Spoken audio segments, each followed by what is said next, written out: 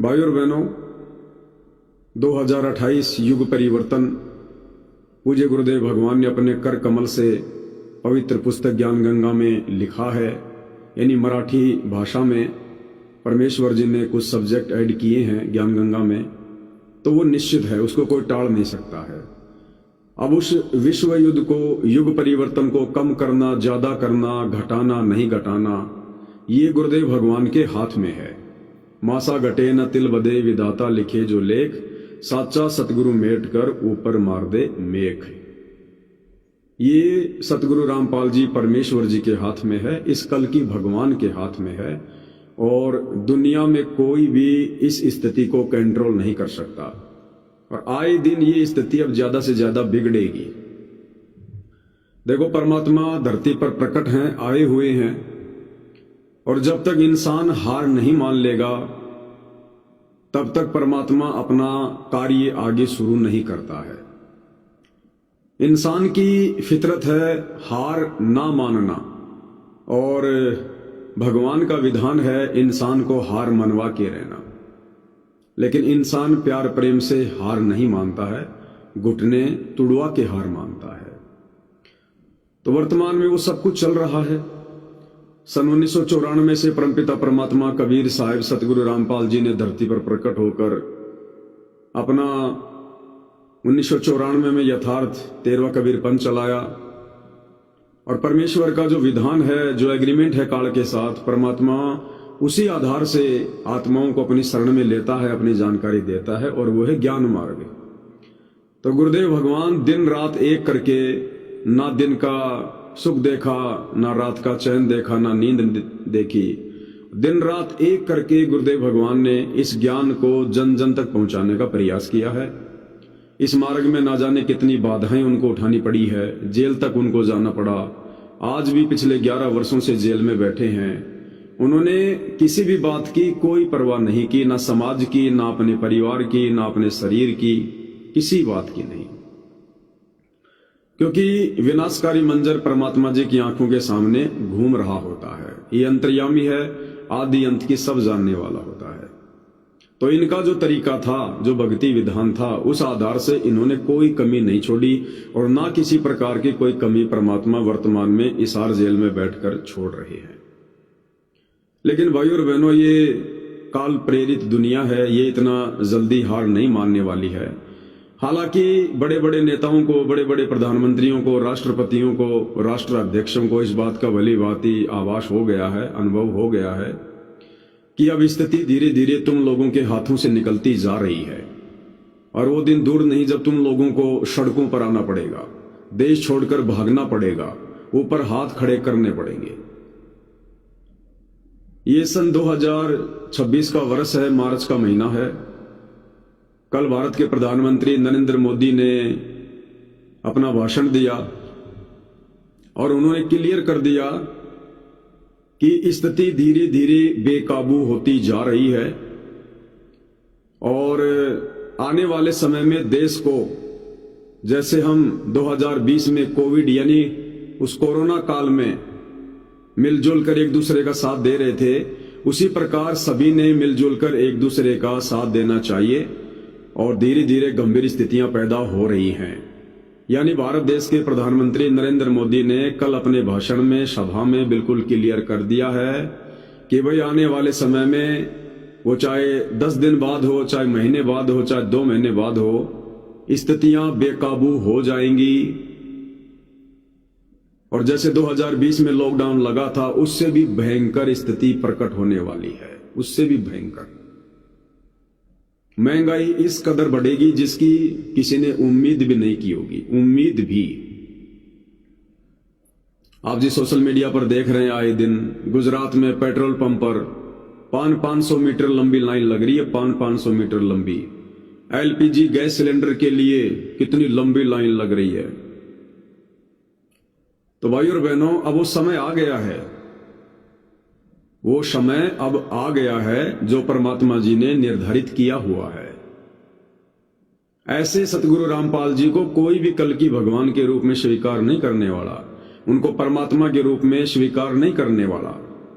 और जबरदस्ती परमात्मा करता नहीं है, तो समय का इंतजार उन्होंने किया और 11 साल से जेल में बैठ के किया। और जब तक ये नकली नेताओं की, मंत्रियों की, प्रधानमंत्रियों की जो झूठी महिमा, झूठी दुनिया ने कर रखी है कि फला फला नेता भारत को विश्व गुरु बना देगा, ग्लोबल इंडिया बना देगा, जगत गुरु बना देगा, ये कर देगा, विज्ञान ये कर देगी, वो कर देगी, गधी की पूंछ कर देगी, कुछ नहीं कर सकती। ना ये नेता कर सकते, ना ये विज्ञान कर सकती, कुछ नहीं कर सकता कोई। तो अब वो समय आ गया भाई और बहनों। अब ये 2026 से अब स्थितियां बिगड़नी शुरू हो जाएंगी तगड़े तरीके से। और 3 साल तो बहुत दूर की बात है, 2028 तो युग परिवर्तन है, यानी 28 में तो परिवर्तन हो जाएगा। ये उससे पहले पहले सारा माजरा बिगड़ेगा भयंकर तरीके से। क्या खाएंगे लोग, क्या पिएंगे लोग, कुछ नहीं है, तबाही मचेगी भयंकर वाली। जो जय गुरुदेव जी ने भविष्यवाणी कर रखी है ना कि 12-12 कोस पर दीपक जले दिखाई देंगे, लाशें उठाने वाला कोई नहीं मिलेगा। और भारत के प्रधानमंत्री का चेहरा किस प्रकार से उतरा हुआ है, कितने मायूस हैं, कितने निराश हैं, ये आप जी भली बात ही उनके भाषण में देख सकते हो। क्योंकि इन लोगों को तो पता है, जनता को बेशक ना पता हो, जनता तो अपनी रोजी रोटी के धंधे में 24 घंटे मशगूल रहती, उन्हें पता ही नहीं क्या हो रहा है, क्या नहीं हो रहा। इन लोगों को अच्छे से पता है कि वैश्विक स्थिति क्या होने वाली है, अंतर्राष्ट्रीय हालात किस कदर बिगड़ने वाले हैं। और फिर परमात्मा की भविष्यवाणी झूठी नहीं हो सकती भाई। परमात्मा सतगुरु रामपाल जी ने जय गुरुदेव पंथ के संचालक तुलसीदास की भविष्यवाणी को खुद पढ़कर बताया। अगर सतगुरु रामपाल जी ने पढ़कर बताया है तो भाई जो का त्यों घटित होगा, क्योंकि किसी झूठी भविष्यवाणी का समर्थन सतगुरु रामपाल जी नहीं करते। तो भैया उसमें साफ साफ लिखा है, नास्तिक देशों का नाश होगा, अमेरिका नष्ट होगा, रूस नष्ट होगा, चीन 75% नष्ट होगा, थोड़ी बहुत आत्मा जो बचेंगी उनको भारत शरण देगा।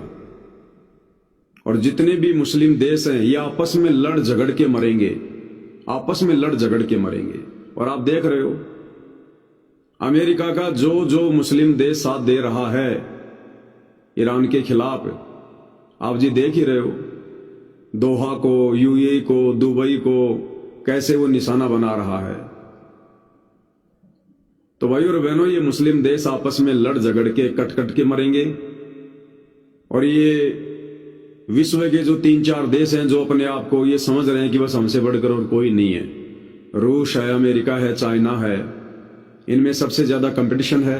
ये आपस में जो इन्होंने मसाला तैयार कर रखा है साइंस के माध्यम से, परमाणु बम का, मिसाइलों का, जेट विमान का, ये आपस में नष्ट होंगे एक दूसरे के ऊपर हमला कर करके।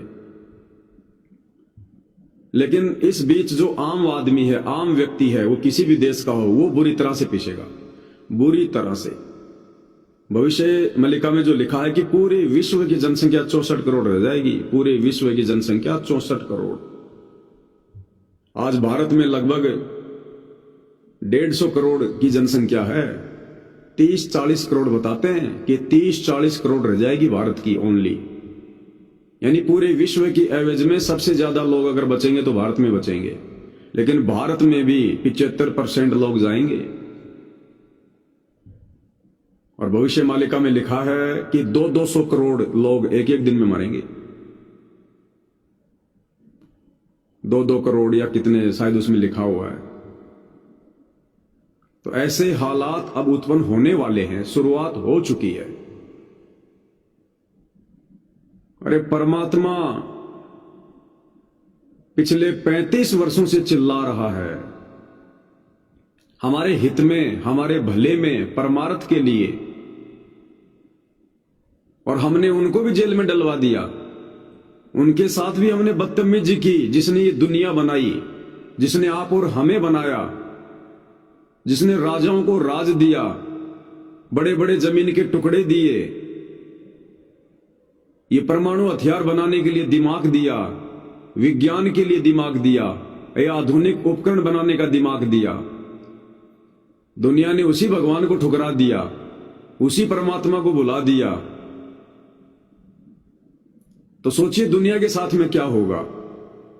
और शुरुआत हो चुकी है भाई और बहनों, शुरुआत इसकी हो चुकी है और इसका असर सब पे पड़ेगा, भक्तों पे भी पड़ेगा, इसका असर जबरदस्त तरीके से पड़ेगा।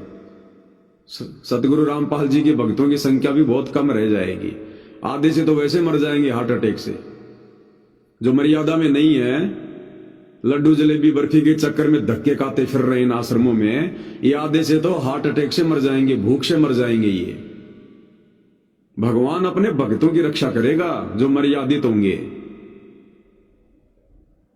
जो अमर्यादित हैं उनकी रक्षा परमात्मा नहीं करता। जो बेखबर हैं उनकी रक्षा परमात्मा नहीं करेगा। तो बाकी दुनिया का क्या हाल होगा, ये साफ तौर पर दिखाई दे रहा है, साफ तौर पर। हालांकि राजनीतिक क्षेत्र में हमारा कोई ज्यादा जानकारी नहीं है, हम आध्यात्मिक व्यक्ति हैं, लेकिन थोड़ी बहुत समझ जो परमात्मा ने दी है उस आधार से दास कह सकता है कि सतगुरु रामपाल जी परमेश्वर जी ने बताया कि ये जो ईरान है, ये जो इराक है, ये भारत का हिस्सा था। पहले भारत जो अखंड भारत था ना, अखंड भारत 650 साल पहले, जिसमें ये नेपाल, बांग्लादेश, तिब्बत, भूटान, अफगानिस्तान, आपका पाकिस्तान, म्यांमार, इराक, ईरान, ये सब भारत देश का हिस्सा था। इतना लंबा चौड़ा हमारा भारत देश था। और वर्तमान में जो लड़ाई चल रही है अमेरिका और ईरान के बीच में, वो इराक है या ईरान है, हमें तो इतना भी ज्यादा, वो सेम से नाम है, जो भी आप लोग समझ रहे हैं। अमेरिका और इराक के बीच में जो लड़ाई चल रही है, ईरान है या इराक है, तो हमारे देश ने अपनी विदेश नीति के तहत ना तो इराक के समर्थन में आना चाहिए था और ना ही इजराइल के समर्थन में आना चाहिए था। हमारे देश की परंपरा रही है, सदियों से रही है। हमारे देश ने किसी भी लड़ाई झगड़े में यदि बीच में हस्तक्षेप किया है तो केवल समझौता कराने के लिए, शांति करवाने के लिए, किसी का पक्ष या विपक्ष लेकर आग को ज्यादा भड़काने का काम कभी भी हमारे देश ने नहीं किया। ये सदियों से हमारी परंपरा रही है, क्योंकि ये ऋषि मुनियों की धरती है। परमात्मा हर बार भारत देश में आते हैं, लेकिन हमारे देश के वर्तमान प्रधानमंत्री नरेंद्र मोदी जी ने इजराइल में जाकर और जैसे उन्होंने ईरान को भड़काया है, इजराइल के वो पक्ष में खड़े हो गए कि इजराइल फादरलैंड है, भारत मदरलैंड है, और उधर से ईरान ने भारत में जो 90% गैस वगैरह, तेल वगैरह जो उसके क्षेत्र से आता है, समुद्री क्षेत्र से, ईरान ने वो बंद कर दिया कि भैया जब भारत हमारा मित्र ही नहीं रहा तो हम उसके जहाजों को क्यों आने देंगे, क्यों जाने देंगे। और जो उसके मित्र देश हैं उनको उसने छूट दे दी। तो ये गलती मुझे लगता है कि भारत देश के प्रधानमंत्री जी ने नहीं करनी चाहिए थी।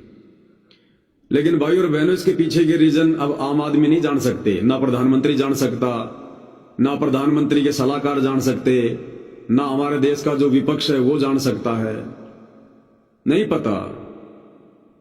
अब इसके पीछे की रीजन क्या है, ये जानबूझ के सारा का सारा जो खेल है ये सतगुरु रामपाल जी परमात्मा जी कर रहे हैं। सतगुरु रामपाल जी परमात्मा। अब देखो, ये नेता, मंत्री, संतरी, प्रधानमंत्री, ये सब काल प्रेरित हैं, ये सब काल की गोद में है। इनके साथ तो जो होना है वो होना है, इनका प्रारब्ध तो पहले से निश्चित है। लेकिन अब परमात्मा ने ठीक के समय पर अपना कार्य शुरू करना है। तो परमात्मा जी कब तक इन राजनेताओं को सद्बुद्धि देते रहेंगे? कब तक परमात्मा इन राजनेताओं के सिर पर हाथ रख के और इसी प्रकार से ठीक ठाक देश दुनिया को चलाते रहेंगे? भाई, ये राजनेता, चाहे प्रधानमंत्री हो, चाहे मंत्री हो, ये सब कबीर भगवान सतगुरु रामपाल जी के बच्चे हैं, उनकी आत्मा है। चाहे भारत देश का प्रधानमंत्री नरेंद्र मोदी है, ये भी किसी न किसी जन्म में कबीर भगवान सतगुरु रामपाल जी का भगत था, उनका शिष्य था। थोड़ी बहुत भक्ति इसने गुरुदेव भगवान की हुई है। उस भक्ति के प्रतिफल में, हालांकि इसने तप ज्यादा किया, परमात्मा की शरण में तो आ गया था, लेकिन फिर वही अपनी बकवाद करते हैं लोग, उस मालिक के नाम पे तो रहते ही नहीं, फिर अपनी समाधि लगाने लग जाते हैं। जैसे अब्राहिम सुल्तान परमात्मा की शरण में आया, आगे चलकर समाधि लगाने लग गया, यानी वो तप करने लग गया। तो ऐसे ही इस नरेंद्र मोदी वाले आत्मा ने भी किसी जन्म में कबीर भगवान सतगुरु रामपाल जी की शरण ली, थोड़े बहुत दिन भक्ति की, उसके बाद ये तप करने लग गया, और तप के चलते फिर ये राजा बन गया, क्योंकि मालिक का विधान है, तप से राज राज मदमानम जन्म तीसरे शुक्र सवानम। तो परमात्मा जी ने इसको राज्य दिया, उस तप के बदले परमात्मा ने इसको सद्बुद्धि दी, क्योंकि राज्य भगवान देगा तो राज्य करने की सद्बुद्धि भी भगवान देगा। और इस 21 ब्रह्मांड की जो ये व्यवस्था है, ये कौन चला रहा है? ये काल थोड़ी चला रहा है। काल कोई व्यवस्था नहीं करता किसी भी प्रकार की, ना कोई सेना की, ना कोई आर्मी की, ना कोई मंत्रिमंडल की, ना कोई राजा की, उसे कोई मतलब नहीं है। वो तो कसाई है, उसका काम है एक बाड़े में सबको कैद कर देना, और जब भूख लगे तो निकाल निकाल के खाना। उसने तो एक बाड़ा बना रखा है, ये पृथ्वी लोक 21 ब्रह्मांड है, एक ब्रह्मांड एक बाड़ा बना के छोड़ दिया, इसे बाहर कोई जा नहीं सकता। जैसे उसने क्या किया, परमात्मा जी कहते हैं कि काल ने लग 84 योनियां बनाई। अब लग 84 योनियों के हम इतिहास को देखें भाई और बहनों, जंगल में कितने प्रकार के जानवर रहते हैं? क्या वहां कोई राजा बना हुआ है? उस जंगल में कोई राजा है, कोई मंत्री है, कोई सरपंच बना हुआ कोई जानवर? वो जंगल राज है, जिसके हत्थे चढ़ गया उसको पाड़ के खा जाओ। अपनी जान बचानी है तो खुद बचाओ, कोई आपकी मददगार करने वाला नहीं है जंगल में, कोई आपका साथी नहीं है, आपका संगी नहीं है, कोई आपका हमदर्द नहीं है, कोई आपके ऊपर राजा नहीं है। जिसका दाव लग गया वही दबोच के खा जाओ। जी रहा तब तक जी रहा है, बस इतना ही खेल है। मिल रहा है तो खा लो, नहीं तो भूखा मरो। पानी मिल गया तो पी लो, नहीं तो प्यासे मरो। उसको कहते हैं जंगल राज, जो 84 लाख योनियों में है। चाहे वो समुद्र में रहने वाले जीव हों, चाहे वो एक मनुष्य प्रजाति को छोड़कर जितने भी ये पशु पक्षी हैं, जानवर हैं, आप इनको देख लो।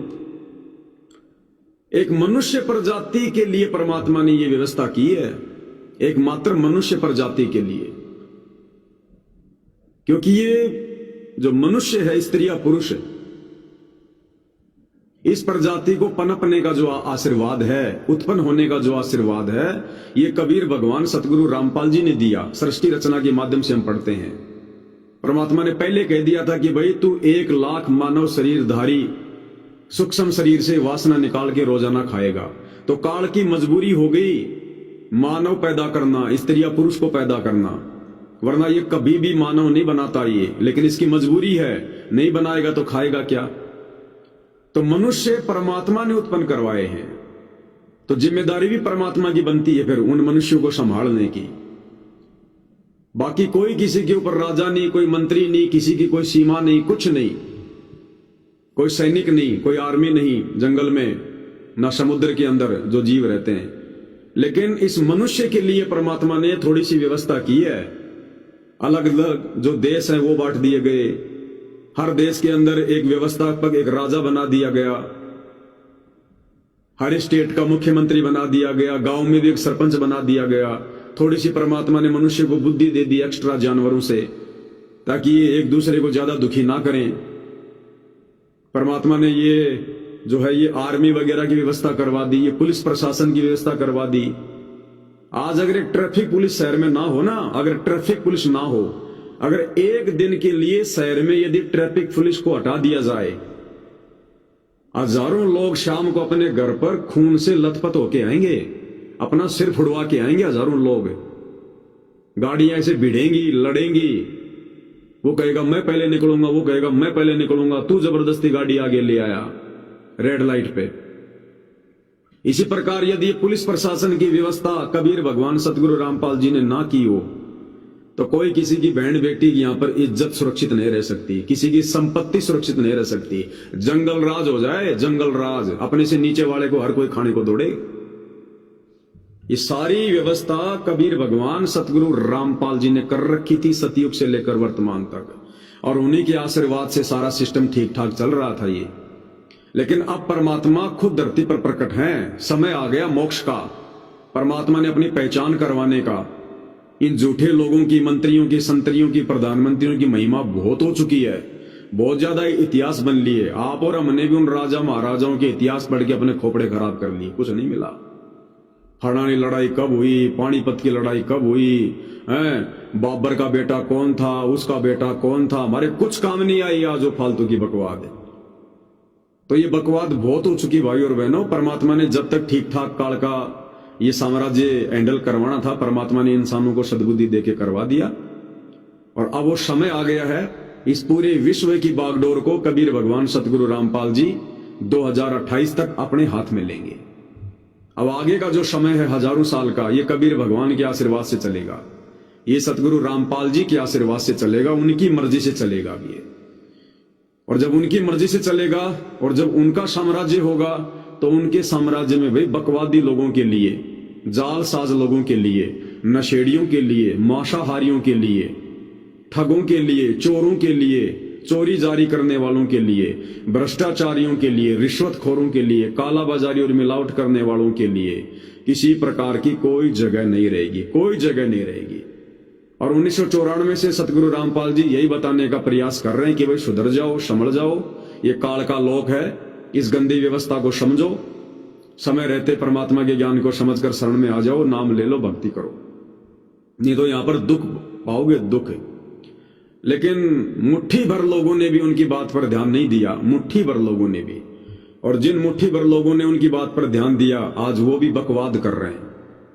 आज उन्हीं के 90% शिष्य जो सतलोक आश्रमों से जुड़े हैं, उनका खुद का परिवार, आज वो लोग खुद बकवाद कर रहे हैं, राजनीतियों में धक्के खा रहे हैं।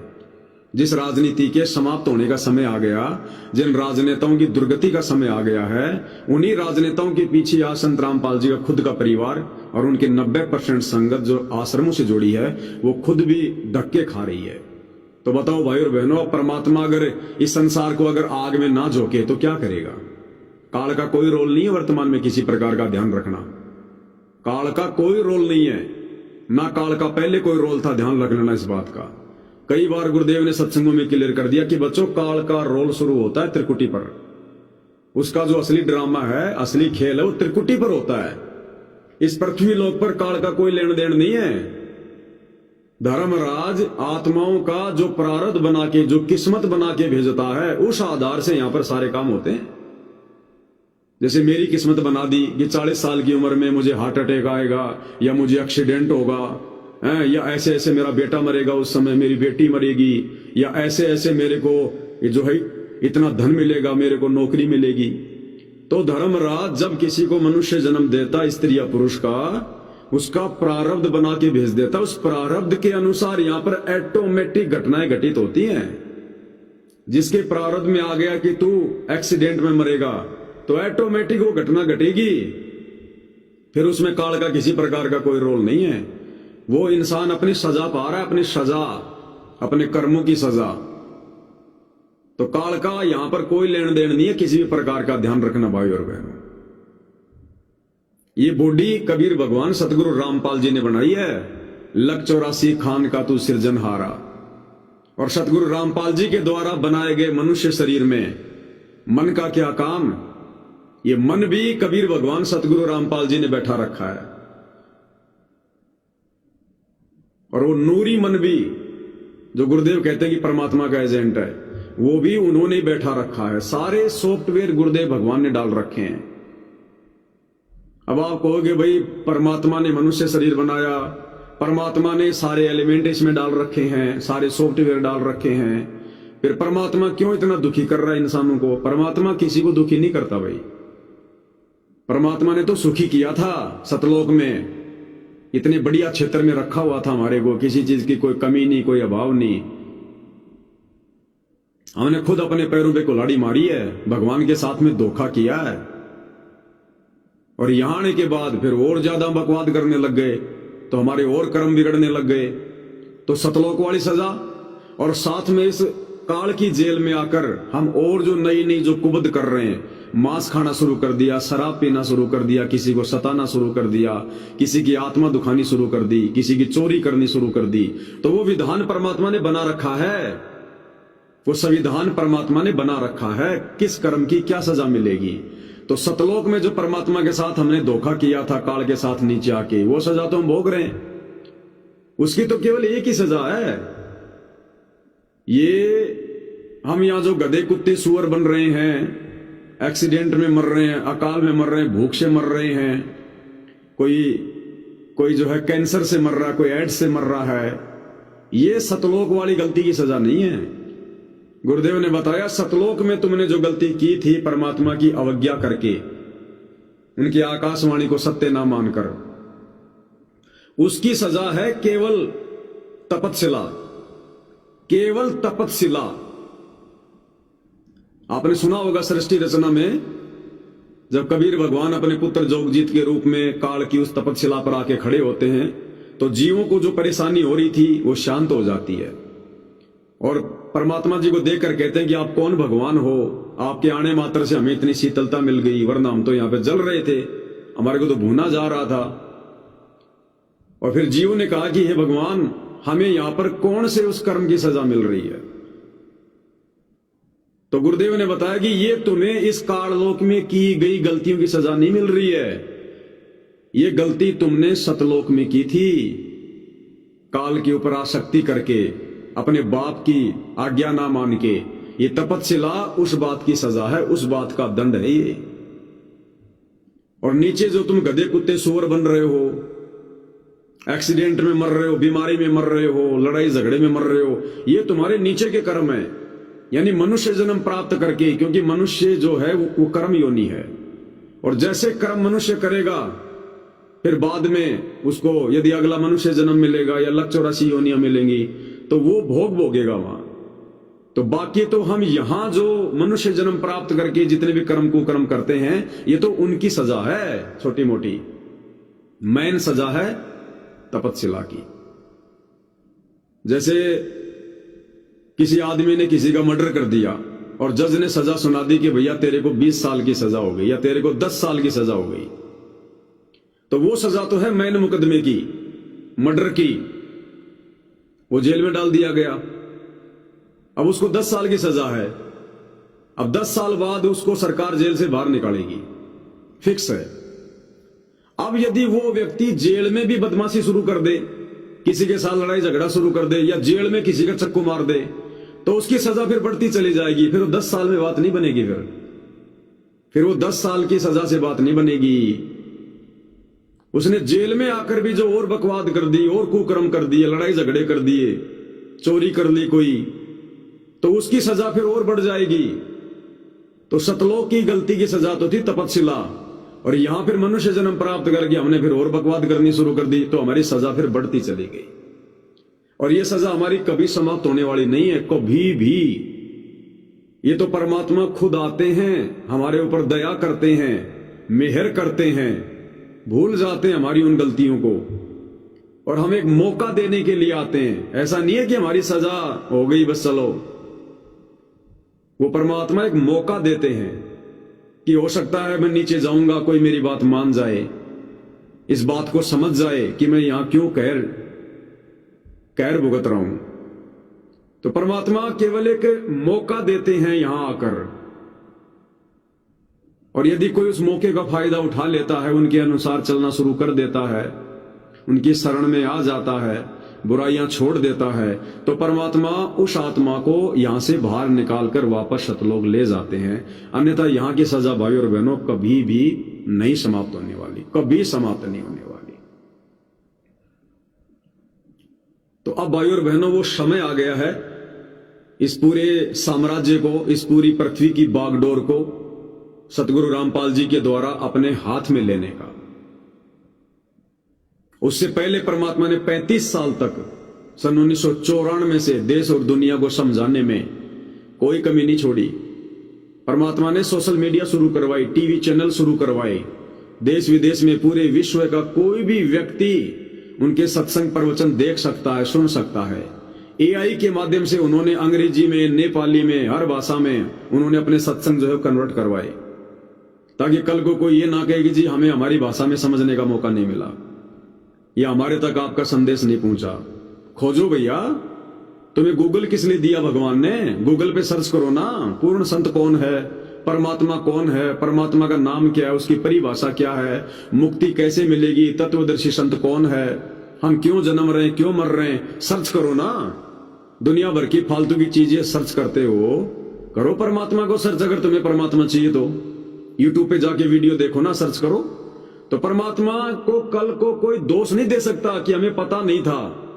आज हर देश में ज्यादा नहीं तो थोड़े थोड़े गुरुदेव भगवान के शिष्य अवश्य हैं, और जो भी उनके संपर्क में आता है समझाने का जरूर प्रयास करते हैं। तो कल को कोई दोष नहीं दे सकता। तो 35 साल से परमात्मा ने हर इंसान तक अपने संदेश पहुंचाने का प्रयास किया है, लेकिन इंसानों ने उल्टा उस परमात्मा के साथ में नाइंसाफी की, उनको ना पहचान के उसके साथ में बदतमीजियां की, उनको जेल में डलवाया। आज भी जेल में बैठे हुए हैं। जेल में बैठकर भी उन्होंने मौका दिया, लेकिन अब भाई और बहनों वो समय सीमा समाप्त हो चुकी है। अब आगे कोई मौका नहीं है किसी भी प्रकार का। उनके भक्तों को मौका नहीं है अब आगे। उनके वो भगत जो गलतियां कर चुके हैं सन 2014 बरवाला कांड से लेकर 2026 तक, आपको याद होगा अभी 2025 में सतलोक आश्रम वालों ने संत रामपाल जी से पंजाब एंड हरियाणा हाईकोर्ट में याचिका लगवा के उनसे माफी मंगवाई। यानी संत रामपाल जी के परिवार ने संत रामपाल जी से माफी मंगवाई कोर्ट से, जजों से, कि जी मेरे से कोर्ट की अवमानना हुई और मैं माफी चाहता हूं, आगे से मैं गलती नहीं करूंगा। वो दिन लास्ट दिन था, वो आखिरी दिन था। उस दिन के बाद सतगुरु रामपाल जी ने अपना पंजा जो अपनी संगत के ऊपर रखा हुआ था, विशेषकर अपने परिवार पे, आश्रम वालों पे, परमात्मा ने उस दिन वो पंजा हटा लिया है। अब जो मर्यादा में रहेगा, जो सतगुरु के वचन में चलेगा, भैया सतगुरु उसी का सहारा बनेगा आने वाले विनाशकारी समय में। तो बाकी देश दुनिया पे तो सतगुरु का पंजा है ही नहीं, और देश दुनिया के जो संस्कार थे वो भी धीरे धीरे समाप्त होते जा रहे हैं। जो पुण्य थे वो नष्ट होते जा रहे हैं। ये पुण्य नष्ट हो रहे हैं, पाप कर्म उजागर हो रहे हैं, तभी तो देश दुनिया का माहौल बिगड़ रहा है। अरे सतयुग में लोगों के पास में पुण्य थे, कोई लड़ाई झगड़ा नहीं। त्रेता युग में लोगों के पास में जो है पुण्य थे, एक आध लड़ाई झगड़े के अलावा कोई लड़ाई झगड़ा नहीं। द्वापर में भी लोगों के पास में भक्ति थी, उनके पुण्य थे, भक्ति थी। एक महाभारत की लड़ाई के अलावा ऐसी कोई लड़ाई नहीं थी विशेष। अब इस कलयुग में क्या हो रहा है? घर घर में लड़ाई, घर घर में झगड़ा, घर घर में राग द्वेष, मन मुटाव, बाप बेटे की बनती नहीं, पति पत्नी की बनती नहीं, सास ससुर की बनती नहीं, आड़ोसी पड़ोसियों की बनती नहीं, भाई भाई का लड़ाई झगड़ा। क्यों? क्योंकि वो भक्ति कमाई हम खा चुके हैं, वो पुण्य हमने नष्ट कर दिए पिछले युगों में। अब हमारे वो पाप कर्म भी तो भोगने पड़ेंगे, वो कहां जाएंगे? अरे मीठा मीठा खा लिया, खारा खारा कहां जाएगा? तो अब वो पाप कर्म उजागर हो रहे हैं, और उन पाप कर्मों को दबाने की दवाई सतगुरु रामपाल जी के पास है। वो दुनिया लेना नहीं चाहती, उस बुखार की दवाई दुनिया लेना नहीं चाहती। और जिन्होंने दवाई ले ली वो परहेज नहीं रखना चाहते, यानी जिन भक्तों ने नाम ले लिया वो मर्यादा में नहीं रहना चाहते। तो परहेज के बिना, मर्यादा के बिना भी वो दवा काम नहीं करती है। तो अब भाई और बहनों, थोड़ा बहुत जो राहत मिलेगी, थोड़ी बहुत ही मिलेगी, ज्यादा नहीं मिलेगी। वो केवल उन्हीं भक्तों को मिलेगी जो सतगुरु रामपाल जी के द्वारा दी गई आध्यात्मिक खुराक को परहेज यानी मर्यादाओं में रहकर लेंगे। बाकी बकवाद करने वाले चाहे जगत वाले हो चाहे भगत हो, सब जाएंगे। आपत्ति सब पे आएगी, कष्ट भोगने पड़ेंगे, पीड़ा का सामना करना पड़ेगा। तो अब ये पूरे विश्व की बागडोर सतगुरु रामपाल जी अपने हाथ में लेने वाले हैं। उसके लिए कहते हैं कि राम किसी को मारे नहीं, मारे तो हत्यारा राम, अपने आप ही मर जाएंगे कर कर खोटे काम। तो जितने भी दुष्ट प्राणी हैं, भक्तिहीन प्राणी हैं, जो ये अधर्मी प्राणी हैं, नास्तिक प्राणी हैं, नशेड़ी हैं, मांसाहारी हैं, वो सारे के सारे अब धीरे धीरे धीरे धीरे इस विनाशकारी समय में, युग परिवर्तन के समय में, देश के देश आपस में लड़ झगड़ के जो मिसाइलें इन्होंने तैयार कर दी, परमाणु बम इन्होंने तैयार कर दिया, एक दूसरे के ऊपर डाल डाल के ये खुद को खुद ही नष्ट कर लेंगे। ये सतगुरु रामपाल जी ने अपनी तरफ से कुछ नहीं करना पड़ेगा, जैसा उनके कर्मों में लिखा है उस अनुसार अपने आप ऑटोमेटिक घटित होता रहेगा। ये कचरा पट्टी, ये गंदगी जो सतयुग में प्रवेश करने योग्य नहीं है, सतगुरु रामपाल जी के सतयुग में साम्राज्य में कदम रखने योग्य नहीं है। ये कचरा पट्टी धीरे धीरे धीरे धीरे उनके हिसार जेल से बाहर आने से पहले ऑटोमेटिक साफ हो जाएगी। देश के देश साफ हो जाएंगे, सारे नास्तिक लोग साफ हो जाएंगे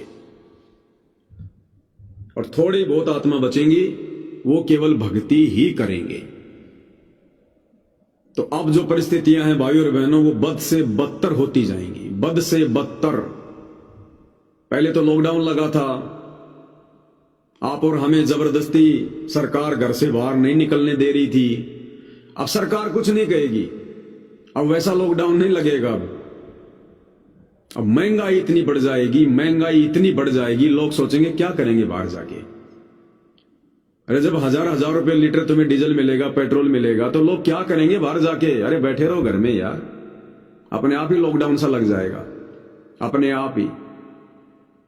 वो देख रहा परमात्मा, इस शादी विवाह के नाम पे, फंक्शन के नाम पे, पार्टियों के नाम पर जो बड़े बड़े कार्यक्रम आयोजित करते हैं और सुबह फिर कई क्विंटल अनाज वेस्टेज करके और बाहर फेंका जाता है, जिस अनाज को परमात्मा की संज्ञा दी गई है। अन्न जल साहिब रूप है, अन्न और जल ये परमात्मा का रूप है, और कितना भोजन वेस्ट हो रहा है तो परमात्मा देख नहीं रहा क्या।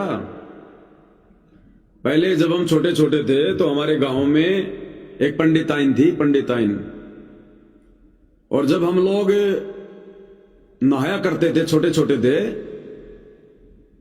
तो खेल होती है जो कुएं के चारों तरफ एक बनाई जाती थी, उसमें पानी भर दिया जाता था, उसमें पशु पक्षी भी पानी पिया करते थे, सुबह सुबह गांव के लोग भी उसी में नहाया करते थे। तो जब हम ज्यादा पानी फैलाते रहते थे, मग पे मग डालते रहते थे, क्योंकि बच्चों की आदत होती है, तो पंडिताइन कहा करती थी कि भाई पानी मत फैलाओ फालतू में, इस पानी का है ना परमात्मा हिसाब लेगा। और यूं हाथ किया करती थी, यूं हाथ करने के बाद में यहां जो एक खड्डा सा बनता है ना, ये हल्का सा, कि परमात्मा जितना पानी तुम आज बर्बाद कर रहे हो ना, इस खड्डे से पानी भरवा के हिसाब पूरा करवाएगा। तो ये देश और दुनिया जिस कदर इन्होंने परमात्मा के द्वारा दी गई इन अनमोल वस्तुओं का जो ये दुरुपयोग किया है, इन खाद्य पदार्थों का जो दुरुपयोग किया है, तो भाई ये फिर अब सामने आएंगी सारी बातें। अब जब आपको खाने को नहीं मिलेगा, भविष्य मलिका में लिखा कि 15-15 दिन में भोजन मिलेगा, वो भी भरपेट नहीं मिलेगा। 15-15 दिन में भोजन मिलेगा एक बार मुश्किल से, और वो भी भरपेट नहीं मिलेगा। और अब सरकार भी कह रही है भैया 3 महीने का राशन इकट्ठा कर लो अपना, 3 महीने का। तो सरकार ने तो संकेत साफ साफ दे दिए हैं, बाकी सरकार खुल के तो कहेगी नहीं, तो फिर जनता में दहशत पैदा हो जाए, जनता में फिर दहशत पैदा हो जाए, तो खुल के तो सरकार कहेगी नहीं। बाकी आपसे पूछ के कोई काम भी नहीं करेगी सरकार। 2020 मार्च के महीने में जब लॉकडाउन लगा तो आप लोगों से पूछ के लगाया था क्या? एक दिन का लॉकडाउन बता के, नाइट कर्फ्यू, और उसके बाद उसी रात को अनाउंसमेंट कर दिया कि भैया अगले 3 महीने के लिए लॉकडाउन लग गया। तो अब ये परिस्थितियां बहुत तेजी से बिगड़ेंगी। ये 2026 हमें बहुत कुछ दिखा जाएगा, बहुत कुछ सिखा जाएगा, लेकिन अब उस शिक्षा का कोई फायदा नहीं होगा। उस शिक्षा का अब कोई फायदा नहीं होगा। अब तो जिसने जैसा बीज बोया है, भांग का बोया है तो भाई वो भांग खाएगा, गेहूं का बोया है तो गेहूं खाएगा। अब तो कर्मों की सजा, कर्मों के फल, जो कर्म किए उनका परिणाम सामने आएगा। अब किसी का सिर नहीं सहलाया जाएगा, अब किसी की कोई मदद नहीं होगी।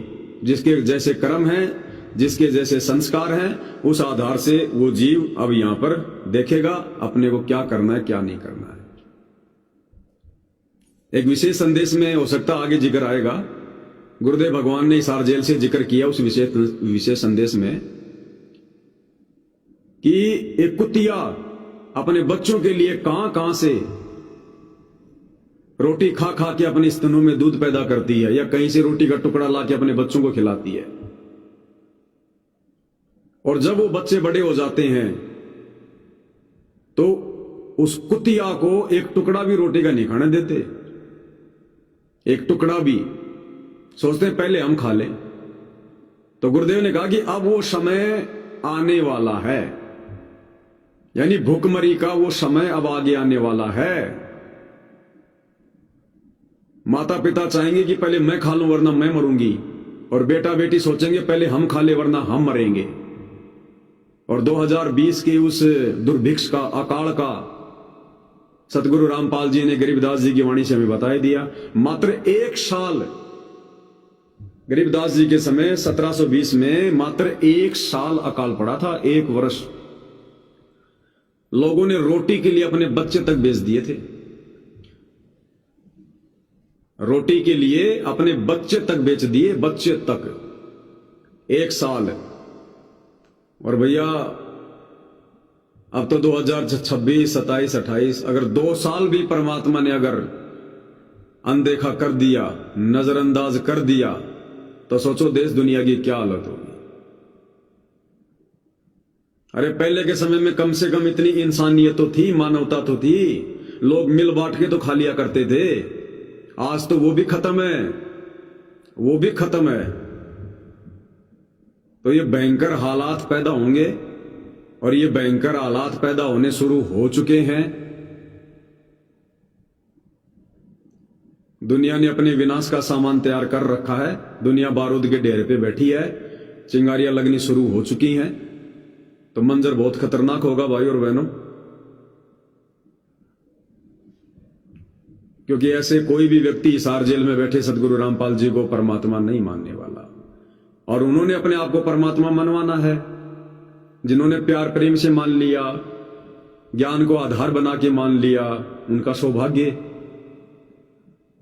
और मात्र परमात्मा मानने से बात नहीं बनेगी, फिर उनके वचन में रहकर, उनकी शरण में रहकर, उनकी मर्यादा में रहकर भक्ति भी करनी पड़ेगी। तब जाके परमात्मा देखेगा, और देखेगा इतना ही कि भयभीत उसे भी रखेगा, डर में उसे भी रखेगा परमात्मा। उसकी रूह में परमात्मा ये समाएगा कि बेटा ये काल का लोक है, अभी तक तूने केवल पढ़ा है, अभी तक तुमने केवल अपने गुरु के मुख से सुना है कि ये काल का लोक है, काल का लोक है। काल का लोक होता क्या है? जैसे एक होता ना कि टीचर बच्चे को थ्योरी पढ़ाता है, थ्योरी, और एक होता फिर थ्योरी पढ़ाने के बाद उसका प्रैक्टिकल करवाता है। तो अभी तक तो सतगुरु रामपाल जी ने केवल सत्संग सुना के थ्योरी बताई है कि काल क्या है, काल का लोक क्या है, ये गंदा लोक क्यों है। अब वो प्रैक्टिकल का समय आ रहा है, प्रैक्टिकल आंखों के सामने हकीकत में अब सतगुरु रामपाल जी दिखाएंगे कि ये है बेटा काल का लोक। वरना खाली ज्ञान से भी यहां से आस्था नहीं हटती हमारी। अब वो प्रैक्टिकल भी परमात्मा आंखों के सामने दिखाएगा, कराएगा। तो भाई और बहनों, भलाई इसी में है कि अभी भी यदि हम बकवाद कर रहे हैं, इस भक्ति और भगवान को हल्के में ले रहे हैं, भेड़ चाल में चल रहे हैं, तो भैया संभलने और सुधरने की जरूरत है, संभलने और सुधरने की जरूरत है। सारे ऑप्शन खत्म होंगे। कोई ये ना सोचे कि साहब गैस सिलेंडर नहीं मिलेंगे तो क्या होगा, हम तो लाइट वाले ले आएंगे कुकर, हम तो लाइट वाला वो इंडक्शन ले आएंगे, स्टोव लगा के वायर, खाना बना लेंगे। लाइट कितने दिन रहेगी? जब गैस ही खत्म हो जाएगी तो लाइट कितने दिन रहेगी? अरे लाइट चली जाएगी तो क्या होगा, हम तो लकड़ियां तोड़ तोड़ के खाना बना लेंगे। अरे जब अनाज ही नहीं रहेगा तो लकड़ियां क्या करेंगी? जब अनाज ही नहीं होगा तो लकड़ियां जला के क्या करेगा? हाथ सेकेगा।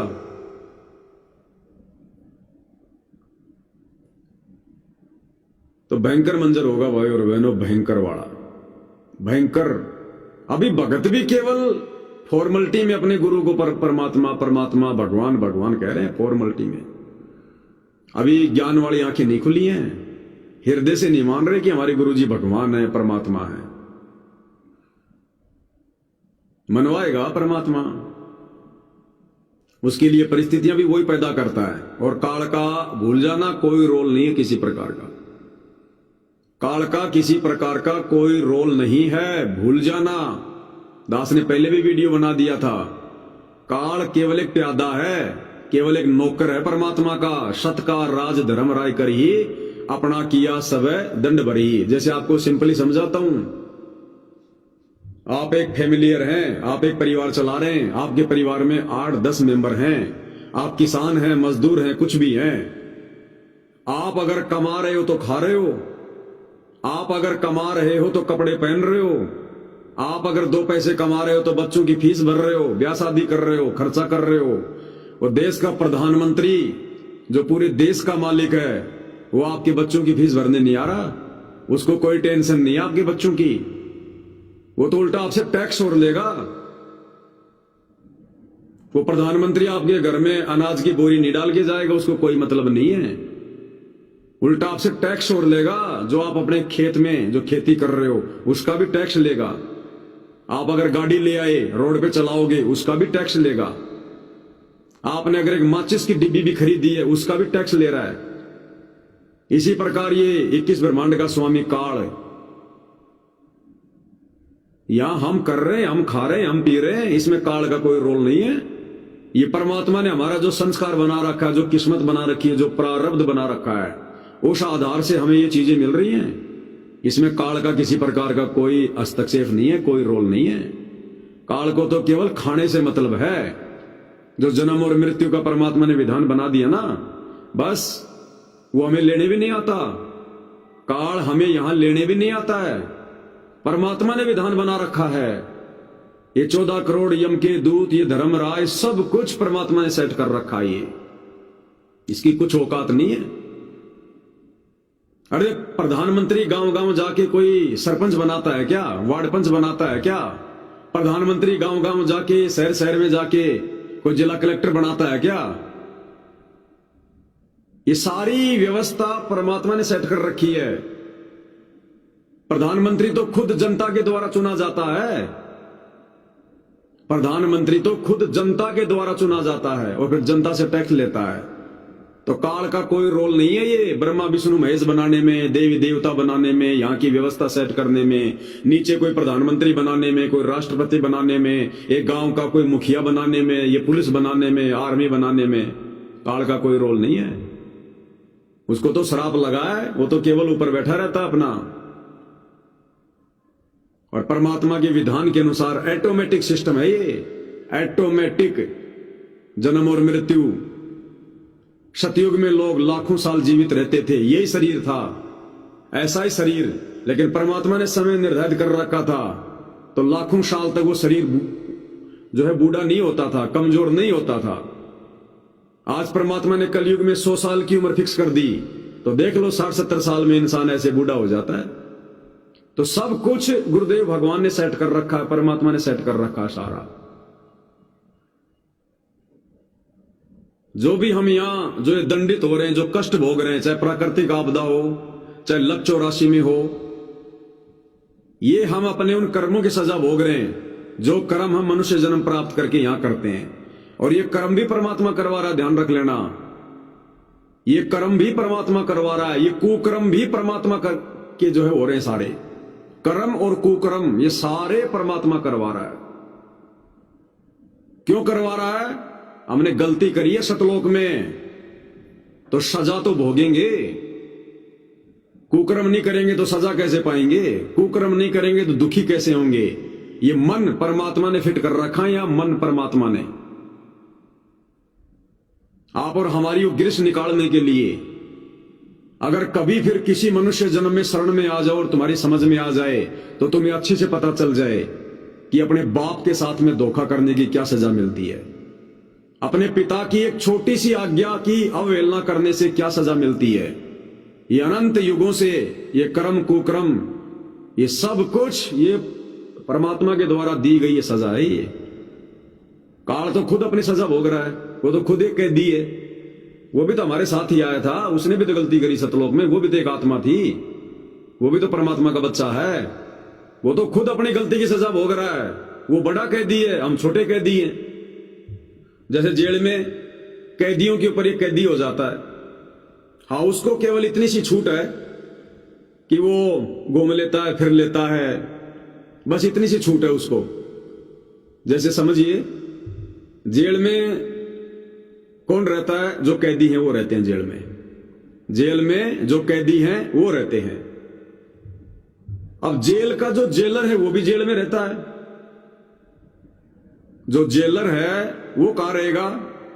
वो भी अपना जो 90% समय होता है वो जेल में बिताता है। कैदी तो अपने कर्मों की सजा भोग रहा है और जेलर को एक नौकरी दे दी गई, लेकिन रहना उसको भी जेल में ही है। फर्क इतना है, वो कैदी ज्यादातर समय जेल में रहेगा और वो जो जेलर है वो रात को अपने घर पे जाके सो जाएगा, बाकी दिन में उसने भी जेल में पड़ा रहना है। बीच बीच में जेल से बाहर वो जो जेलर है वो चला जाता है, कोई काम हो गया, उसको कोई रोकने टोकने वाला नहीं है। वो सुविधा तो उस कैदी को भी है। जब उस कैदी ने कोर्ट में एप्लीकेशन लगाई, उसको पैरोल मिल गई, उसको जमानत मिल गई, तो वो भी बीच बीच में जाता है। तो फर्क इतना ही है, वो जेलर भी कैदी भोग रहा है, बस नौकरी सरकार की कर रहा है। थोड़े से मायने में वो स्वतंत्र है, बाकी वो कैदी भी जेल में रहता है और वो जेलर भी जेल में रहता है। तो हम हैं परमात्मा की मुख्य कैदी। इस काल को परमात्मा ने जेलर बना रखा है, 21 ब्रह्मांड की जेल का। सत्कार राज धर्म राय करही, अपना किया सबे दंड बरही। धर्म राय दरबानी चेरा, सुर असुरों का करे निबेरा। ये जो धर्म राय है, जो काल है, ये उस परमात्मा के दरबार का नौकर है। धर्म राय दरबानी चेरा और सुर असुरों का करे निबेरा। और जो अच्छे बुरे लोग हैं उनके कर्मों की सजा देने के लिए परमात्मा ने इसको जेलर के रूप में जेल में बैठा रखा है। बस इतना ही फर्क है। तो जेलर और कैदी के उदाहरण से हमें समझ में आ जाना चाहिए कि काल का कोई रोल नहीं है। काल तो खुद बेचारा कैदी है, कैद भोग रहा है। अरे वो भी तो, ये 21 ब्रह्मांड क्या है, क्या बताया गुरुदेव ने? ये सतलोक की जेल है। सतलोक में जो गलती करता है उसको परमात्मा यहां पटक देता है। अब ना तो अपनी मर्जी से हम सतलोक जा सकते जो कैदी हैं, जो जीव हैं, और ना अपनी मर्जी से ये जेलर, ये काल यहां से बाहर निकल सकता। तो हम भी जेल में, 21 ब्रह्मांड रूपी जेल में, और ये काल भी 21 ब्रह्मांड रूपी जेल में।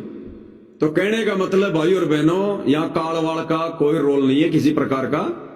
ये तो परमात्मा ने हमारे को आध्यात्मिक ज्ञान समझाना होता है। बाकी जो भी अच्छे बुरे हम जो यहां सुख दुख भोग रहे हैं, ये सारे कबीर भगवान सतगुरु रामपाल जी के द्वारा निश्चित करके दिया जाता है। सब कुछ गुरुदेव के द्वारा निश्चित करके दिया जाता है। चित्रगुप्त के कागजों में, धर्मराज के अकाउंट में सब कुछ सतगुरु रामपाल जी परमात्मा की जी के द्वारा लिख कर दिया जाता है। आपने सुना होगा ना वो प्रकरण, जैसे परमात्मा जी क्या कहते हैं कि भाई मौत को घटाना और बढ़ाना केवल ये परमात्मा के हाथ में है, इस काल के हाथ में नहीं है। जो किसी की सांसें घटा दे या बढ़ा दे, काल के हाथ में नहीं है, ना ब्रह्मा विष्णु महेश के हाथ में। ये केवल पूर्ण परमात्मा के हाथ में है। तो एक समय गुरुदेव ने बताया ना गरुड़ जी की कथा में कि बांग्लादेश में वो एक लड़का था, उसकी उम्र पूरी हो गई थी और गरुड़ जी को परमात्मा ने ऊपर जाकर ज्ञान दिया कि तेरे ब्रह्मा विष्णु महेश पूर्ण परमात्मा नहीं है। जब गरुड़ जी ने बातें बताई तो ब्रह्मा विष्णु महेश ने कहा कि भाई आज गरुड़ जी आपको क्या हो गया, हम परमात्मा हैं, हम पूर्ण करतार हैं, चाहो तुम्हारी परीक्षा ले लो। तो गरुड़ जी ने यह बात अपने गुरु को बताई, कबीर जी को। तो कबीर जी ने कहा कि ऐसे ऐसे बांग्लादेश में, बंग देश नाम था उसका पहले, जो वर्तमान में बांग्लादेश है, कि वहां पर एक पंडित जी का लड़का है और ऐसे ऐसे उसकी उम्र जो है 3 दिन बाद में समाप्त हो रही है। अगर तेरे ब्रह्मा विष्णु महेश भगवान है तो बोल दे उस लड़के की उम्र बढ़ा दो। तो गरुड़ जी ने उनसे कहा कि ऐसे ऐसे एक लड़का है, 3 दिन बाद उसकी उम्र खत्म। तो ब्रह्मा विष्णु महेश जो है धर्मराज के दरबार में गए और धर्मराज से कहा कि ऐसे ऐसे एक लड़का है, उसका ये देखो, उसका अकाउंट देखो क्या है। बोला भैया उसकी तो तीसरे दिन मौत है। तो बोला उसकी उम्र बढ़ाओ, इन तीनों देवताओं ने कहा। तो धर्मराज ने कहा कि भैया ये मेरे बस की बात नहीं है, किसी की उम्र बढ़ाना घटाना, मैं नहीं बढ़ा सकता। बोले हमारी बेइज्जती हो रही है। बोले भाई इज्जत हो चाहे बेइज्जती हो, हाँ एक तरीका है, आप में से कोई अपनी उम्र दे दे तो मैं उस लड़की की उम्र बढ़ा दूंगा। अब अपनी उम्र कौन दे भाई? इन्होंने हाथ खड़े कर लिए और धर्मराज ने दिखा दिया, देखो ये है उस लड़के का खाता और तीसरे दिन इसकी मृत्यु है। अब गरुड़ जी ने कहा कि हो गए तुम फैल। फिर गरुड़ जी गई परमात्मा के पास में, तो परमात्मा ने कहा कि बेटा अब मैं उसको अपने कोटे से जीवन दान दे रहा हूं, उसको 100 साल की उम्र दे रहा हूं मैं। अब गरुड़ जी फिर गए ब्रह्मा विष्णु महेश के पास और कहा कि बस हो गए तुम फैल,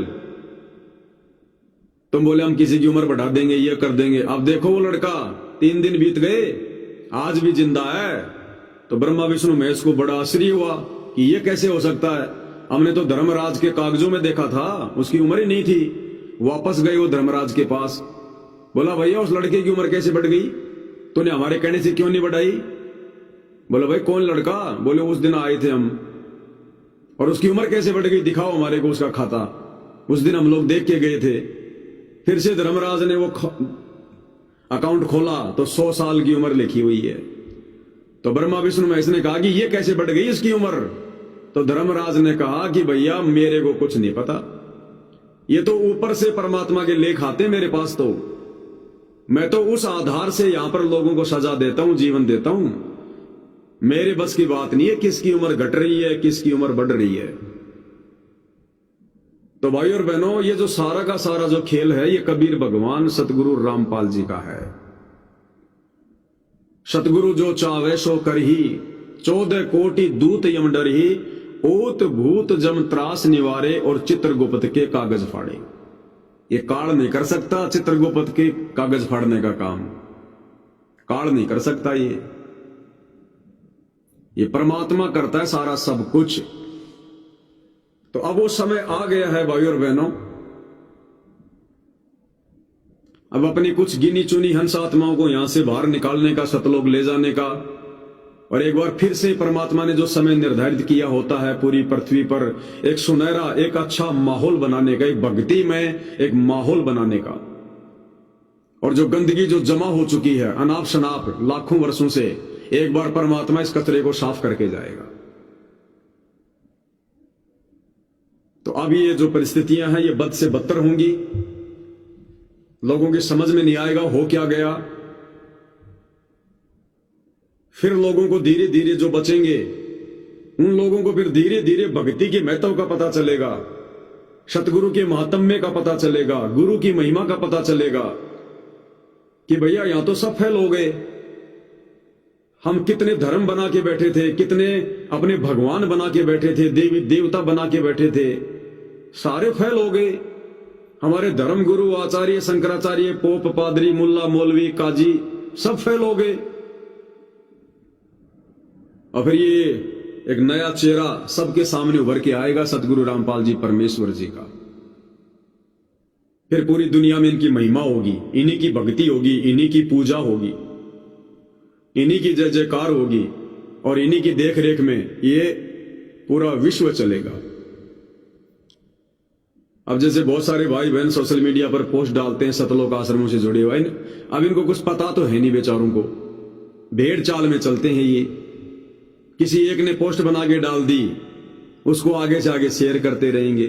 अब आजकल एक पोस्ट डाल रहे हैं सतलोक आश्रमों से जुड़े बेवकूफ कि आने वाले समय में बिना वोट का राजा कौन होगा, और नीचे सभी भगत लिखेंगे संत रामपाल जी, संत रामपाल जी, संत रामपाल जी। अरे मूर्खो, वो सतलोक का शहंशाह रतन जड़ित सिंहासन को त्याग कर इस गंदे लोक की काटू भरी सेज पे राज करेगा क्या? इस गंदगी में बैठ के राज करेगा वो परमात्मा? वो बिना वोट का राजा वो होगा जिसको सतगुरु रामपाल जी राजा बनाएंगे, जिसको सतगुरु रामपाल जी बैठाएंगे राजगद्दी पर। असुर निकंदर नवेणी ध्यान से नहीं पढ़ते क्या तुम? दिल्ली के तकत भी छत्तर फेर सी फिराई सी, और खेलत गुप्तार सैन भंजन फोकट फैन मैयल राज वाला पुरुष सतगुरु दिखलाई सी। तो सतगुरु रामपाल जी जिसको दिल्ली का राजा बनाएंगे, जिसको राज तिलक करेंगे कि भाई किसी योग्य व्यक्ति को, वो व्यक्ति होगा बिना वोट का राजा, क्योंकि साम्राज्य सतगुरु रामपाल जी का होगा। ये चुनाव प्रक्रिया समाप्त हो जाएगी और परमात्मा जिसको राजा नियुक्त करेगा, फिर ऑब्जेक्शन किसको होगा? सबने स्वीकार करना होगा। आज गुरुजी किसी गधे के लिए कह दें कि ये गधा राजा बनेगा, तो किसी भगत को ऑब्जेक्शन है क्या? तो बिना वोट का राजा इंसान बनेगा, भगवान नहीं बनेगा। भगवान को राज करेगा कि इस गंदे लोक में? वो राज करने आया क्या है यहां पर? जिसने राजाओं को राज भीख में दे रखा है, 21 ब्रह्मांड का राज जिसने काल को भीख में दे रखा है, वो इस गंदे लोक के छोटे से पृथ्वी के टुकड़े का, जिसका रेशियो अगर देखा जाए, अगर 21 ब्रह्मांड की तुलना में अगर जिसकी जमीन देखी जाए तो 1 रुपए के सिक्के के बराबर भी नहीं है। वो शतलों का राजा इस गंदे लोक में राज करेगा क्या? वो राजा बनेगा क्या वो यहां? तो परमात्मा जिसको राजा बनाएगा, जिसकी तरफ गुरुजी संकेत करेंगे, जिसको गुरुजी राजगद्दी पर बैठाएंगे, जिसका राज जो है वो तिलक करेंगे, वो होगा बिना वोट का राजा।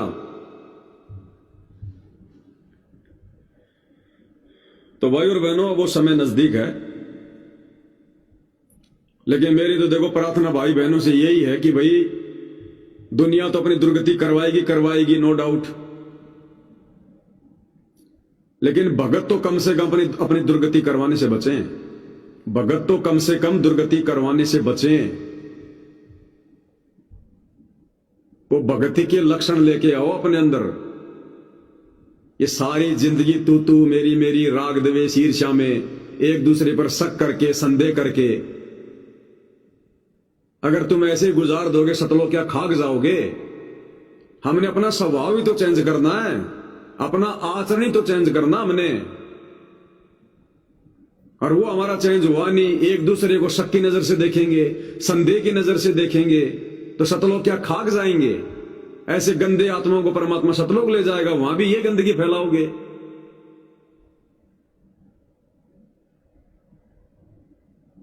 तो हमने अपने आप को परिवर्तित करना पड़ेगा। मरो नहीं सड़ो, यहां पर लेते रहो, मनुष्य जन्म देता रहेगा परमात्मा जितनी भक्ति है। अरे दीपक में जितना घी है, तेल है, उतना तो जलेगा, फिर क्या होगा? बुझेगा, फिर धुआं धुआं उठेगी, फिर धुआं ही धुआं, अंधेरा होगा फिर। तो भगत तो कम से कम आंखें खोलो, लेकिन भगतों ने तो जगत से भी ज्यादा आंखें बंद कर रखी है। तो कहने का मतलब है, ये जो इराक, ईरान, अफगानिस्तान, काबुल, ये गढ़गजनी, म्यांमार, भूटान, तिब्बत, नेपाल, बांग्लादेश, अफगानिस्तान, ये पूरा ये अखंड भारत हुआ करता था, अखंड भारत।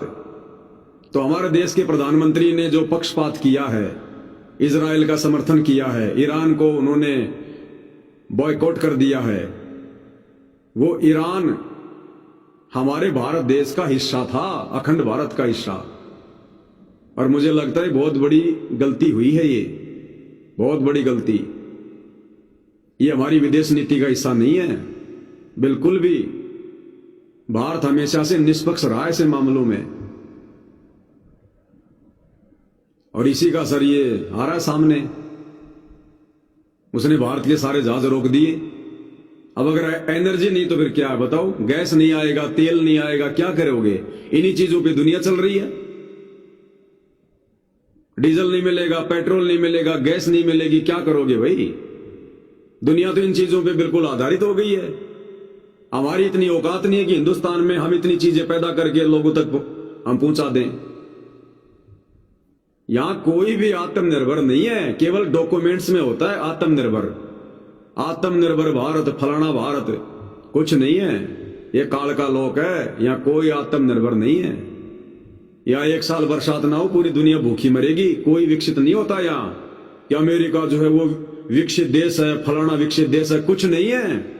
ये केवल यहाँ के लोगों की अपनी थ्योरियां होती हैं, कागजों में होता है ये, विकसित विकसित कुछ नहीं है। अमेरिका में 2 साल बरसात नहीं होगी, क्या खाएगा? गोबर खाएगा। भूकंप आ गया, तहस नहस हो गए सारे शहर, हो गया विकसित देश। तो ये इंसानों की अपनी ज्ञानहीनता है कि हम विकसित देश हैं, हम आत्मनिर्भर हैं। यहां कोई आत्मनिर्भर नहीं है, सब यहां परमात्मा के ऊपर निर्भर है, परमात्मा पे निर्भर। वो अगर दाने फेंक रहा है तो लोग खा रहे हैं, कुछ लेना देना नहीं है। तो यहां पर हमारे लिए बहुत अच्छा होगा भाई और बहनों, भक्ति करने वालों के लिए, ये भक्ति करने वालों के लिए आंख खोलने वाला दृश्य होगा, आंख खोलने वाला। क्योंकि इस प्रैक्टिकल के बिना भी हम सफल नहीं हो सकते।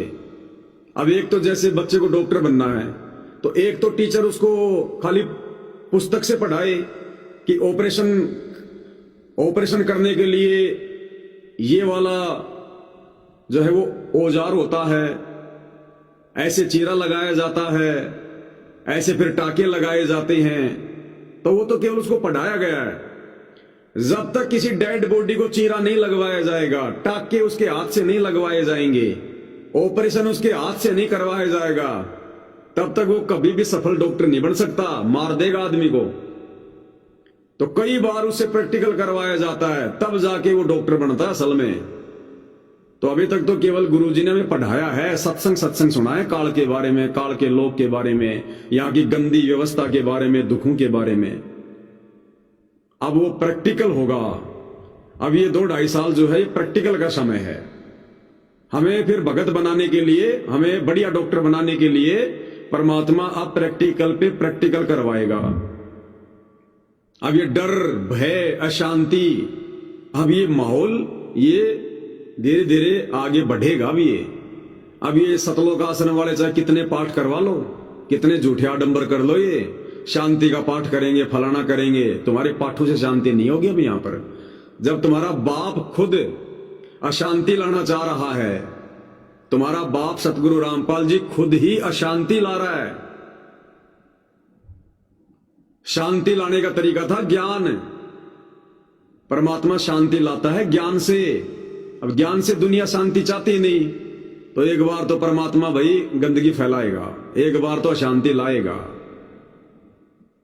एक बार तो पानी में जब पत्थर मारेंगे तो एक बार तो तरेंगे चारों तरफ जाएंगी, चारों दिशाओं में। तो बताओ, इन्होंने तो हमेशा परमात्मा के विरुद्ध कार्य करने की ठान रखी है, सतलोक आश्रम वालों ने। जब संसार में परमात्मा ने अशांति लानी है तो आश्रम वाले कह रहे हैं हम शांति लाएंगे। और जिस समय परमात्मा शांति लाना चाहते थे आश्रम में बैठकर, उस समय इन्होंने कहा कि जी हम तो बरवाला कांड करवा के कमांडो बना के अशांति लाएंगे। ये हमेशा परमात्मा के विरुद्ध ही काम करते हैं सारे। अब इन सतलोक आश्रम वालों में खुद में इस कदर अशांति पैदा हो जाएगी थोड़े दिनों में, ये देश और दुनिया की शांति तो गई बाढ़ में, ये खुद इतने अशांत हो जाएंगे, बहुत सारे तो भक्ति छोड़ के चले जाएंगे। अच्छे अच्छे चेहरे जो आज दिखाई दे रहे हैं ना बड़े बड़े, क्योंकि अभी तो संगत से धन आ रहा है, माल मड़ाई आ रही है, बढ़िया राजनीतिक रैलियों में घूम रहे हैं, फिर रहे हैं, मौज कर रहे हैं। अभी तो कोई दिक्कत नहीं है, संगत दे रही है फिलहाल। और जब ये अशांति का दौर फैलेगा ना पूरे विश्व में, भक्तों के दर्शन भी इनको दुर्लभ हो जाएंगे। तुम्हारा ऑनलाइन ये जो पैसा वासा ये भी बंद हो जाएगा, तब पता चलेगा इनको कि शांति कैसे आएगी। तो उस समय भाई और बहनों कोई संपर्क नहीं होगा, ध्यान रख लेना। लोग तो यहां तक की भविष्यवाणी हो रही है कि अगले 2 से 3 महीनों के बाद में हो सकता है बैंक वांग भी फ्रीज हो जाएंगे। लोग वीडियो बना बना के कह रहे हैं भैया अपना बैंकों से पैसा निकाल लो। ये सब बंद होने वाला, इंटरनेट सब बंद होंगे, तुम्हारे बैंक वांग सब। और मैंने तो पहले कह दिया था भगत भाइयों को कि भैया जिनका नौकरी करने का मन नहीं है वो भैया अपना वो क्या लेते हैं, वो वीसीआर लेते हैं, क्या लेते हैं, वीआरसी है, वीसीआर है, क्या है, वो ले लो अपना। वो 5, 10, 20 लाख रुपए तुम्हारे जो पड़े हैं ना, वो अपने निकाल लो, कुछ काम तो आएंगे। नहीं तो जब देश पे संकट आता है ना, तो सारी चीजें देश बंद कर देता, फिर वो संपत्ति सरकार की हो जाती है, तुम्हारा पैसा नहीं रहता फिर उन बैंकों में। तो हमारी जो पंजाब से एक बहन है, दास ने जिक्र किया था 5-7 दिन पहले लाइव में, उस बहन को परमात्मा ने पहले प्रेरणा कर दी। सरकारी टीचर थी, उसका समय पूरा हो गया था। उसने कहा भगत जी मैं तो अब अपना घर पे बैठूंगी, परमात्मा की भक्ति करूंगी बस अब। तो भाई जैसा परमात्मा प्रेरणा करें कर लो। तो परिस्थितियां तो बिगड़ेंगी भाई, और भक्तों को तो अब आनंद आएगा। वास्तव में जो भगत होंगे ना, जिन्होंने सतगुरु की मर्यादा निभाई है, सतगुरु के वचन में रहे हैं, जिन्होंने राजनीतिक रैलियों में धक्के नहीं खाए, जिन्होंने परशुराम की जयंती में धक्के नहीं खाए, गुंडों की सीबीआई जांच में जाके नहीं बैठे, आरक्षणों में जाके नहीं बैठे, अपने दान धर्म का दुरुपयोग नहीं करवाया, उनको तो अब आनंद आएगा आगे, आनंद। क्योंकि उनको इतना विश्वास है कि हमारा तो परमात्मा कुछ बिगड़ने नहीं देगा। थोड़े बहुत संकट परेशानियां तो हमारे जीवन में आती रही है, तो चलती रही, आगे भी चलेंगी। है तो वो तो हम आदी हो गए उनको तो सहन करने के, तो उनको तो कोई दिक्कत नहीं आएगी जो मर्यादा में है। और बाकी ये जो लड्डू जलेबी बर्फी के चक्कर में जो पड़े रहे ना, अब इनके देखना नाक से खून बहेगा, इनके नाक से खून बहेगा। अब इनको पता चलेगा कि हाँ लड्डू जलेबी बर्फी खानी चाहिए थी, या साथ संगति से जुड़ के थोड़ी बहुत मर्यादा में रह के भक्ति करनी थी। परमात्मा भगत का साथी है, बकवादी का नहीं है। अगर ये नहीं हुआ ना इस प्रकार से, अमर्यादित भक्तों के साथ अगर वही घटनाएं नहीं घटी, अगर नानी याद नहीं आई, तो आने वाले समय में कोई भक्ति नहीं करेगा मर्यादा में रह के, कोई भक्ति नहीं करेगा फिर। तो ये परमात्मा किसी का सगा नहीं है, यह पता चलेगा। और गुरु के परिवार को भी पता चल जाएगा कि भाई हम तो गलती कर रहे थे। संत रामपाल जी को अपना दादा मान के, अपना बाप मान के, फूफा मान के, नाना मान के, मामा मान के, हम तो बहुत बड़ी गलती कर गए भाई। ये तो किसी का नहीं है भाई, ये तो उसका है जो इसका है, और इसका कौन है जो इसकी भक्ति मर्यादा में रह के करता है। तो ये आंख नाक कान सबके खुलेंगे अब, तब पता चलेगा कि परमात्मा कौन होता है, परमात्मा की परिभाषा क्या है। अभी तो रिश्तों में तोल रखा है, मैं गुरुजी की मामा का लड़का, मैं गुरुजी की बेटी, मैं गुरुजी का लड़का। अब पता चलेगा उनका कौन लड़का और कौन उनकी लड़की है।